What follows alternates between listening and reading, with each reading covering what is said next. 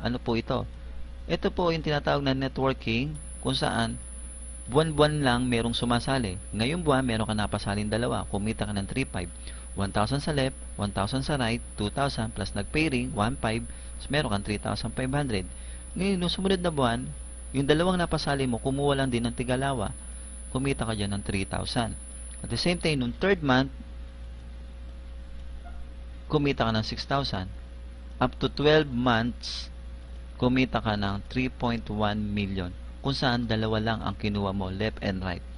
Ginawa lang ng mga indirect mo, tiga-tigalawa lang ang kinuha nila. Assuming mo na lang na ang makakash on hand mo is 126,000. Wag na lang yung 3 million. Sa loob ng 1 year, kumita ka ng 3.1 million. Okay? Wait, there's more. Ano pala yan? So, residual income. Ano yung residual income? Sa lahat pala ng nakuha mong network na tao na napasali mo, every bills na binabayad nila, meron ka pa palang piso. For example, dito sa first generation mo under ng bills, yung 10 tao na yan, nagbabayad ng bills, 3 klaseng binabayaran. Meralco, Tubig, at PLDT. Bawat bills payment na binabayaran nila, meron kang piso. Kaya merong katumbas na 30 pesos. Imagine mo lahat ng tao mo sa ilalim nagbabayad ng bills. Yan ang katumbas ng piso mo monthly. At the same time, ganoon din sa remittance. At ang kagandahan pa nito, sa ticketing and booking, hindi lang piso kundi 10 piso. Imagine mo yung 10 tao mo na kinuha mo o napasali mo, laging nagtatravel o laging merong nabubuking na ticket, meron ka laging 10 piso doon. Kung saan na idadagdag dun sa e-cash mo. Okay? Yan ang long-term income para sa GPRS. Business failure. Okay, ang business failure, ito po yan. AKNY. Ito po yung mga taong negative. Kung saan sinasabi nila, alam ko na yan. Ang tanong, nasa na po sila ngayon? Yung mga nagsasabi ng negative. Kaya nagkakaroon ng business failure. Hindi nila na tutuloy yung negosyo. Sa business success, ito po yan. Kung saan ngayon nakikinig ka at pinanonood mo ang marketing plan ng GPRS ngayon. Dahil ngayon, nandito ka, nalaman mo ang marketing at business plan ng GPRS. Nung nalaman mo na ngayon, napakinggan mo at napanood mo, natuto ka ngayon. Dahil natutunan mo ang marketing plan ng GPRS sa pamamagitan ng panonood ngayon, at alam ko, kaya mo siyang ipaliwanag kahit sa maliit na pamaraan. Once na naipapaliwanag mo yan, magkakaroon ka ngayon ng age. Yung age na yan na magbibigay sa iyo kung saan magkakaroon ka ng buong knowledge sa business. Once na nagkaroon ka ng knowledge sa business, diyan mag-i-start yung earning mo. Okay? Knowledge is power. Summary of income projection. Kung titingnan nyo po yung summary income natin, sa service charge, lumalabas po per month is 43,500. Huwag na lamang po 43,500. I-assume na lang natin, yung service charge natin for the whole month is 1,000 na lang. Meron pa rin. Di ba? Hindi ba masama yung 1,000? Meron kang kita?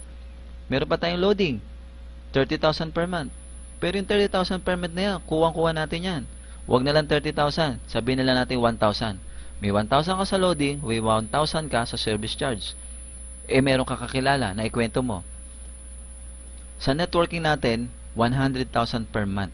Huwag na lang 100,000, 3,500 na lang. Bakit? Kasi meron kang left and right. Plus yung bonus mo, 3,500. 3,500 yung networking mo, yung loading mo, 1,000, service charge mo, 1,000. Magkano na ang kinita mo sa loob na isang buwan? Meron ka ng 5,500. Hindi na masama yun. Meron ka pang residual na 3,000 per month. Yung 3,000 na yan, huwag na lang 3,500 na lang. Okay? Yung 3,500 mo sa networking, 1,000 mo sa loading, 1,000 mo sa service charge, magkano yung 5,500 plus yung residual mo, 500. Meron ka ng magkano? 6,000. Okay? Kung yan ititignan natin, ang average income mo per month is 200,000. Huwag na lang 200,000 per month, 1,000 na lang. Masama pa ba sa iyo yan? Pag-isipan mo. Yan ang marketing plan ng GPRS. Global Dealer Package. Ano ang gamit ng Visa Card? Itong Visa Card para lang po siyang ATM. At the same time, pwede nyo po siyang gamitin debit card. Siyempre, kailangan may laman yan. Hindi naman siya katulad ng credit card. Kahit wala laman, pwede ka mag-shopping. Okay? Yan lang po ang gamit ng Visa Card. Kung gusto niyo naman po pong magkaroon ng isang magandang kita, kailangan is medyo kayo kung magaling kayo magsalita or magaling kayo mga mambola, pwede kayong maging franchise agent. Kung saan, once na kayo po ay naging isang franchise agent, at the same time, nakapag-close deal kayo, pwede kayong kumita ng 40,000 or pagkakalam ko is 75,000 po. At least meron po kayong tinatawag na franchise referral. So, yan po. Once na meron kayo na i-close deal. Good news. So, meron po tayong Save More, kung saan nandyan yung pharmacy and minimart. At the same time, lahat ng services ni GPRS nandyan na po. Ito na po yung actual store nila. Ready for franchise. For franchising po, pwede po kayo tanong, tumawag po sa amin. You can visit the website of GPRS po. Time is gold. Katulad ng ginawa mo ngayon na nakikinig at pinanood ang marketing plan ng GPRS, hindi mo sinayang ang oras na ito. The market is wide open.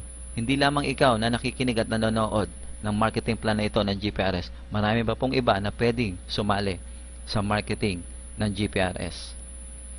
Join now to GPRS